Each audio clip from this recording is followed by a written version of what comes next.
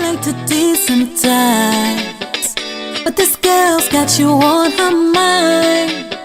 Something about your walk, talk, smile so bright, kinda something like my kryptonite. I'm not easy, believe me, but I know what I want. You're special, original, so let's have some fun. You're staring and I'm daring, I'm so ready to die. Bring your body real close to me, pour a lot of romance. What's your fantasy? You and me tonight. Let's let the trace. You and me tonight. Rock waves. You and me tonight, baby. What's up, y'all? It's your girl Phoenix Novell, and I want to say thank you so much for tuning into another Musicians on Gigs episode. Now, this episode is called What Was It Like Performing in Japan? Japan was hella clean. I mean, I just had to put that out there. I've never seen such a clean subway station in my life. It was like an underground museum. They had pictures up in the subway. And the pictures were still there. Nobody stole them. And clean. And artifacts. I mean, I was just like, how is this possible? Now, I'm from Philadelphia. Oh, some of the most grimiest subway stations. Ugh.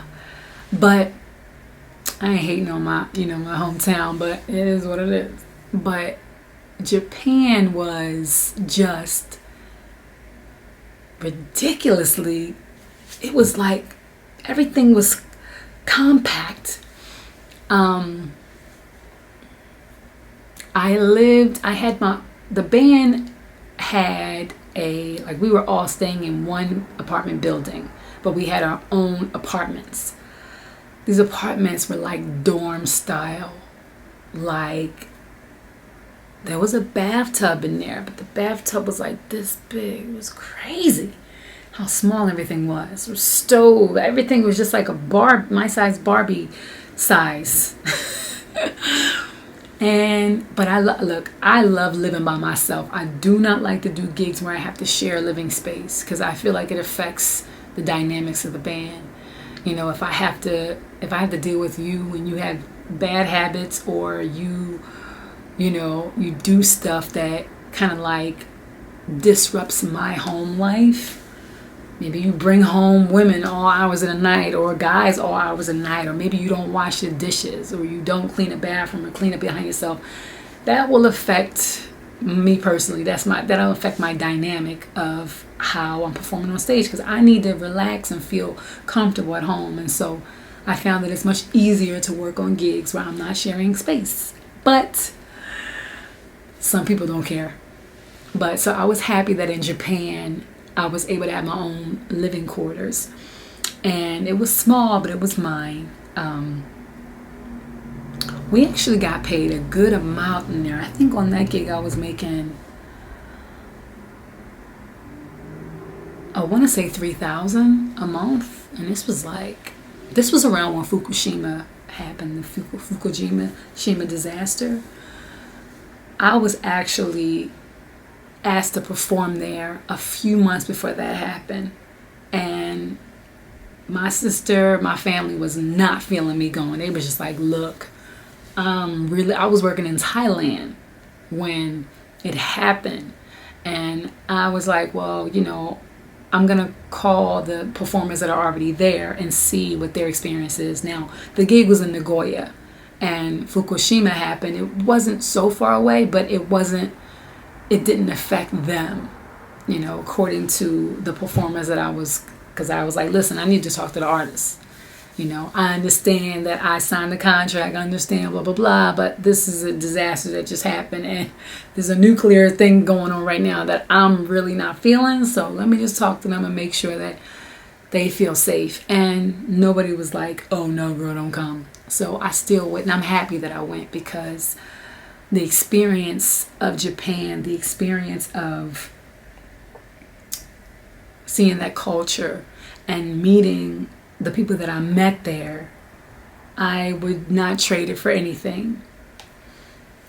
I performed at, I'd say it was like a well-known, it wasn't hip hop at all. It was like more so old school, more so the classic R&B kind of vibe. This place was known for its international live bands, and they played the hits. They played the disco. They played the soul. They played the pop. They played all of the hits from like the 70s and 80s, pretty much. And we threw in some 90s and 2000s, but like they were predominantly huge Michael Jackson fans, and Aretha Franklin and Roberta Flack and Prince, and yeah, that kind of, they loved it. Japanese people, they work hard, they smoke, they drink, they party, but there's just this classiness about them that I would have to say that if I had to, like, all Asians are not alike, like it's just not the way it is. It's like all black people ain't alike, or all white people. You can't just say, oh, you're from Asia. No, they had this kind of disposition about them that was very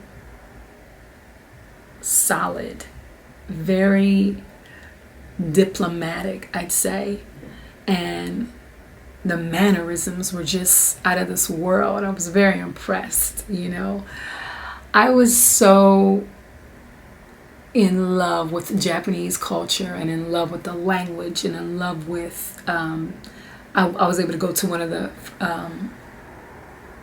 can't remember exactly what it was called, Nagoya Castle. One of the customers took me there with one of my bandmates, and just treated us. I was so happy.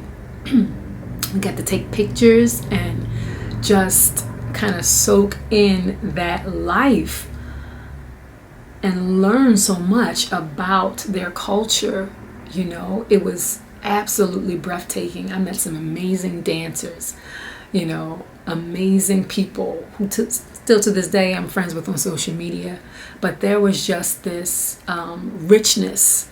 They were proud of their culture, proud of it. And I was just so eager to please them that I learned, they taught me how to introduce the band in Japanese. I said the same thing every night, every time I introduced the band, which I'm sure they got really bored of, but I was not going to learn anything else. Once I learned and mastered that, I was done. But it was exciting. Japan was exciting. I felt safe there. I felt comfortable. I didn't get along with all the bandmates. On that particular gig, I had a band leader that we bumped heads. Yeah, we bumped heads. But nevertheless, and when I was in Japan, yes, which was weird because this might contradict what I said about their culture and the diplomacy. When people get drunk, they get crazy. So one customer, I used to wear these kind of sequence bra sometimes when I would do like I Will Survive, Gloria Gaynor, or some kind of like Donna Summer song. And I wound up taking my shirt off and had this bra, and there was this guy who just came behind me and was just like, ugh. And I don't know, I couldn't just go with the flow. Nobody came to my rescue. The sound guy eventually came over and was like, are you okay? But my band was just like, and at one point I threw the microphone down and walked off the stage. That happened in Nagoya. I got fined for it, but I was just so mad that and this was like the club manager, again, there was just this like, he had a very diplomatic way to him where he was not going to be like, he wasn't no bouncer. He wasn't going to be like, yo, get out of here, it's paying customers. He was just like, okay. And sometimes you need people to be like, yo, don't put your hands on the artist. That was not what I got over there. But unfortunately, because of what happened, what was going on in Fukushima, I could not go to Japan. I could not go and visit. I was so mad because I wanted to see Japan. I wanted to actually see Japan because I heard so much about it, and I wanted to be able to travel there, and it just wasn't safe at that time. But my overall experience of working in Japan was amazing. The clientele, the band was exceptionally talented. The housing, it was apartments, very small, that's just how it is over there. But overall, Japan was a place that I would love to go back to and perform. So thank you guys for tuning into this Musicians on Gigs episode. And if you have any questions, topic ideas, or want to be interviewed by me, make sure you email me at musiciansongigs@gmail.com. musiciansongigs@gmail.com. All right, guys, take care.